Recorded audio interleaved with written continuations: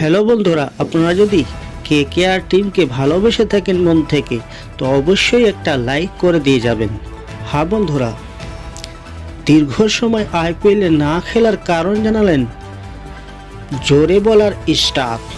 হ্যাঁ বন্ধুরা, ঠিকই শুনেছেন, যিনি 2024 সালের ইন্ডিয়ান প্রিমিয়ার লিগের অন্যতম এবং 24,75,00,000 টাকার খেলোয়াড় সর্বোচ্চ দামে যিনাকে কেকেআর কিনে নিয়েছে, সেই জোরে বলার স্টাফ দীর্ঘ সময় আইপিএলে না খেলার কারণ জানালেন তিনি।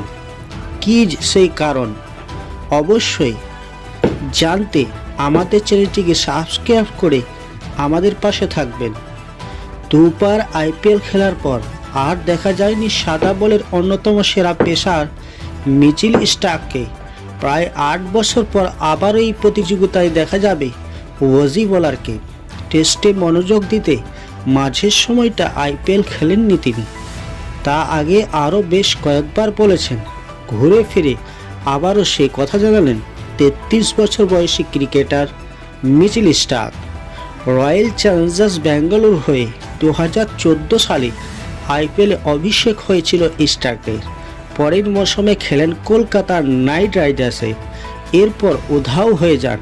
অর্থের ঝনাঝনি সত্ত্বেও প্রায় 8 বছর জমজমাট আসরটিতে খেলেননি তিনি। বিরতির পর আবার আইপিএলে ফিরছেন মিচেল স্টার্ক। এবার কলকাতা নাইট রাইডার্সের হয়ে খেলবেন তিনি।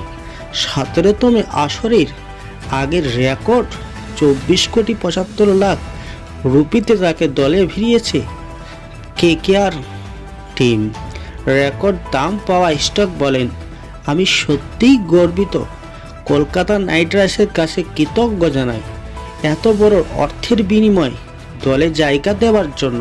তবে সত্যি বলতে গেলে দীর্ঘদিন নিজেকে এর থেকে দূরে রেখেছিলাম বলেই টেস্ট ক্রিকেটে আমি এত ভালো পারফর্ম করতে পেরেছি। আমি খুশি যেভাবে আমার পারফরম্যান্স এগিয়ে চলেছে। স্টার্ক যোগ করে বলেন, আরও অনেক কিছু বলার আছে, সেটা এক রাতে বলা সম্ভব নয়। তবে আইপিএল খেলার জন্য আমি 100% প্রস্তুত। দীর্ঘদিন পর আইপিএল খেলতে নামব। স্বাভাবিকভাবে আমি বেশ খুশি। আশা করি নিজের সেরাটা দিতে পারবো।